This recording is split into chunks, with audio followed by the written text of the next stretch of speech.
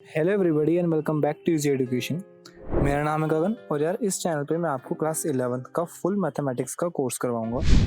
आज हमारा last lecture होने वाला है सेट का, जिसमें हम पढ़ेंगे कार्डिनल नंबर्स। इसके पहले के जितने भी टॉपिक सेट के हैं वो यहाँ पे हमने सब कुछ कवर कर चुके हैं। एक कॉन्सेप्ट्स को बहुत अच्छे से समझाया गया है। आप यहाँ पे ऊपर आई बटन पे क्लिक करके वो प्लेलिस्ट देख सकते हो। सो बिना किसी देरी के चलिए शुरू करते हैं। Cardinal numbers. अगर आपने प्रीवियस लेक्चर देखे होंगे तो आपने ये नाम सुना होगा order of a finite set में।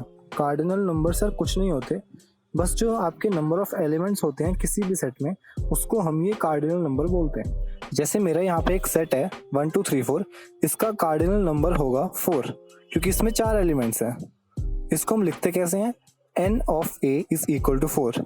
n ऑफ आपका जो भी सेट है इज इक्वल टू जितने भी आपके नंबर ऑफ एलिमेंट्स हैं। अच्छा चलो, अब इतना तो पता चल ही गया कि कार्डिनल नंबर बोलते किसे हैं। अब हमारे यहाँ पे कुछ सॉर्ट ऑफ लॉज होते हैं, या फिर आप इन्हें कुछ प्रॉपर्टीज भी कह सकते हो, इक्वेशंस कह लो।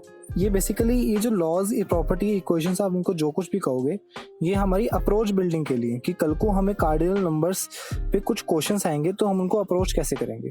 क्वेश्चंस भी मैं आपको करवाऊंगा बाद में कि किस टाइप के आते हैं। इन लॉज को आपको याद नहीं करना है जो मैं करवाऊंगा अभी, बस आपको समझना है, इनकी अप्रोच देखनी है कि हम इसको सॉल्व कैसे कराना है उनको। पहला है यहाँ पे हमारा n of a union b is equal to n of a plus n of b minus n of a intersection n of b। अब इसका मतलब समझ लेते हैं कि है क्या। लेट्स से मेरे पास एक सेट है a जो कि है 1 2 3 और एक और सेट है b जो कि है 2 3 4। अब अगर मैं इसका यूनियन करूं तो मेरे पास क्या क्या एलिमेंट्स आएंगे? 1 2 3 4, राइट। और ये जो हमारे पास 1 2 3 4 एलिमेंट्स आए हैं, ये जो एक सेट आया है हमारे पास, इसको मैं नाम दे रहा हूँ C। तो मेरे पास n ऑफ C क्या आएगा? 4 आएगा क्योंकि नंबर ऑफ एलिमेंट्स 4 है। अच्छा, अभी इसका हमने यूनियन करा तो हमारे पास 4 एलिमेंट्स आ रहे हैं। लेकिन अगर आप n ऑफ A और n ऑफ B को सेपरेटली ऐड करोगे तो आपके पास क्या आंसर आएगा? 6 आंसर आएगा। n of A plus n of B का कार्डिनल नंबर आएगा 6 क्योंकि दोनों में 3 एलिमेंट्स हैं, 3 A में हैं और 3 B में हैं। पर हमारा जो सही आंसर है वो तो 4 आना चाहिए। अब ऐसा क्यों है? क्योंकि 6 वाले आंसर में हमारे एलिमेंट्स 2 बार रिपीट हो रहे हैं। आप अगर ध्यान से देखोगे तो आपका 2 3 एलिमेंट जो है वो A में भी है और B में भी है। 6 वाले सेट में हमारा जो 2 3 एलिमेंट था वो 2 बार रिपीट हो गया। तो यही इस इक्वेशन में हमें बता रखा है। अगर आप किन्हीं 2 सेट का यूनियन करते हो और अगर आपको उसका कार्डिनल नंबर चाहिए तो आप n ऑफ a जो आपका पहले वाला सेट है प्लस करोगे n ऑफ b जो आपका दूसरे वाला सेट है, उसमें माइनस कर दोगे n of a intersection n of b, क्योंकि जो हमारे नंबर्स रिपीट हो रहे हैं वो आपके इंटरसेक्शन में आएंगे। तो आपको वो रिपीटेड नंबर माइनस करने पड़ेंगे, तभी आपको सही आंसर मिलेगा। वैसे तो काफ़ी बच्चों को ये समझ में आ गया होगा, लेकिन फिर भी लगे हाथ हम इसका वेन डायग्राम भी देख ही लेते हैं। ये है सेट A, ये है B। मुझे क्या चाहिए? A यूनियन B चाहिए। ये है A का शेडेड पोर्शन और ये है B का शेडेड पोर्शन।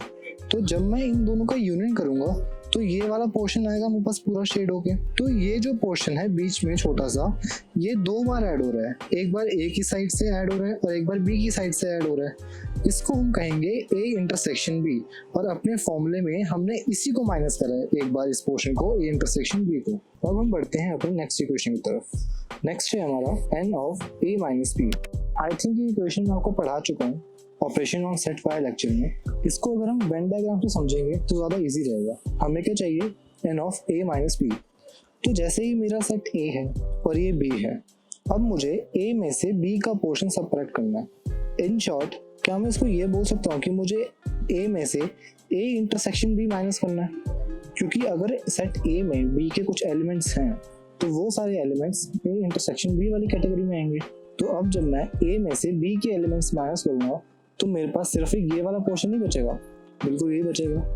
और मेरा RHS देखो क्या लिया है मैंने, n of A minus n of A intersection B। हमें एक्चुअल में वही वाला पोर्शन मिल गया जो हमें चाहिए था माइनस करने के बाद। तो इस तरह से आपका ये वाला आंसर आ जाएगा। अब ये भी आपको समझ आ ही गया होगा। अब बढ़ते हैं अपनी नेक्स्ट इक्वेशन की तरफ, जो कि है n of A union B union C is equal to n of A plus n of B plus n of C minus n of A intersection B minus n of B intersection C minus n of A intersection C plus n of A intersection B intersection C।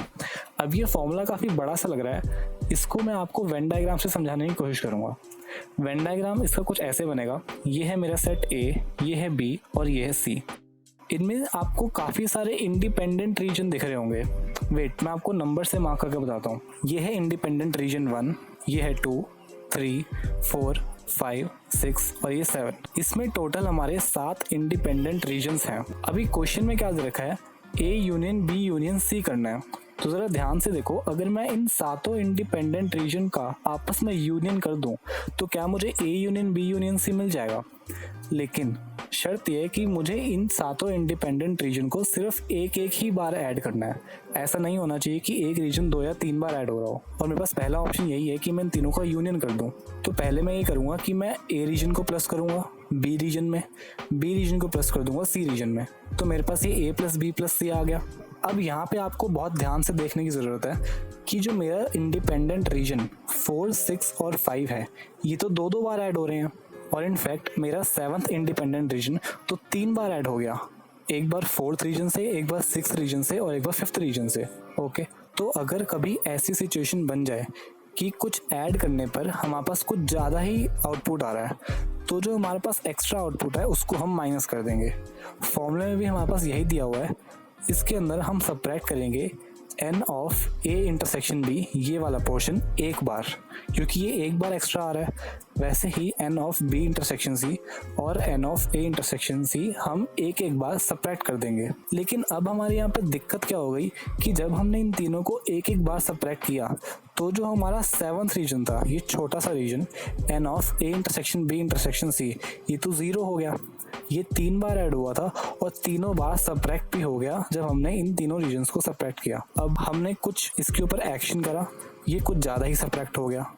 अब हम इसके अंदर n of a intersection b intersection c add कर देंगे। लो, हो गया हमारा LHS is equal to RHS। LHS में हमें a union b union c चाहिए था, जिसमें हम जितने भी हमारे इंडिपेंडेंट रीजन्स हैं उनको एक ही बार ऐड कर सकते हैं। हमने एक ही बार ऐड कर दिया। अब हमको हमारा कार्डिनल नंबर्स का यूनियन मिल गया। बेसिकली इस इक्वेशन में समझने वाली बात यही थी कि अगर आपको कुछ ऐड करने को दिया लेकिन बाई चांस आपने कुछ ज़्यादा ही ऐड कर दिया तो वो चीज़ को आप सबट्रैक्ट कर दो।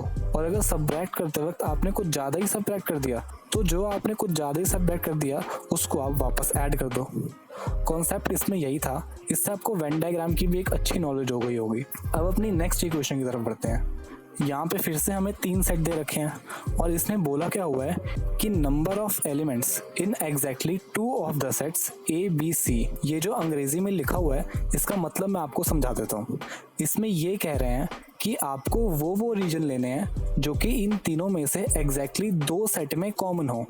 यहाँ पे ऐसे रीजन कौन कौन से हैं? ये वाला रीजन 1 जो कि आपका ए और बी सेट में कॉमन है, एक ये रीजन 2 जो कि आपका बी और सी सेट में कॉमन है, और एक ये रीजन 3 जो कि आपका ए और सी सेट में कॉमन है। इसमें हमें ऊपर यही दिया हुआ था कि हमें वो रीजन्स लेने हैं जो कि एग्जैक्टली 2 सेट में कॉमन है, और उसके अलावा हमें कोई भी रीजन सिलेक्ट नहीं करना है। अभी क्वेश्चन कहना क्या चाह रहा है, आई थिंक आपको समझ आ गया होगी ये चीज। अब मुझे यहाँ पे ये लग रहा है कि एल्जेब्रिकली अगर मैं इंटरसेक्शन वाले रीजन को प्लस करूँ तो यहाँ पे कुछ बन सकता है। मैंने यहाँ पे ए इंटरसेक्शन बी को करा, उसके बाद मैंने यहाँ पे बी इंटरसेक्शन सी को ऐड करा, उसके बाद मैंने यहाँ पे ए इंटरसेक्शन सी को प्लस करा। ठीक है, ये तीनों रीजन हमने प्लस कर दिया। अब जरा ध्यान से देखो, जब मैं इन तीनों रीजन्स को प्लस कर रहा था तब एक बार करके मेरा ये वाला रीजन भी 3 बार प्लस हो गया, तो मुझे इसको 3 बार माइनस करना पड़ेगा, है ना। तो ये बनेगी हमारी टोटल इक्वेशन।